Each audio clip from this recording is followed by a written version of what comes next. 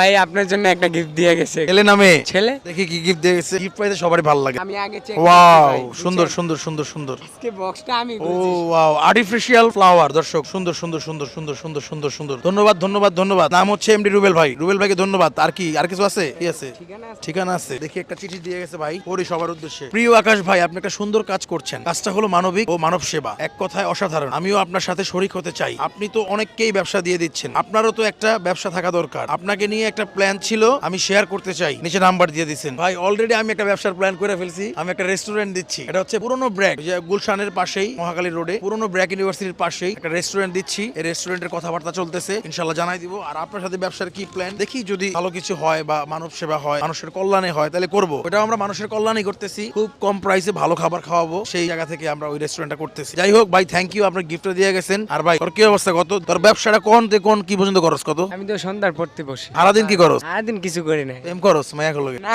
না, এগুলা না, এগুলা না? শেষ সত্যি। আচ্ছা ঠিক আছে, শোন ভাই, তাহলে তোর হচ্ছে সারাদিন এটা কিছু করার লেগে এটা কিছু করে দিব না, হ্যাঁ? কি কন ভাই?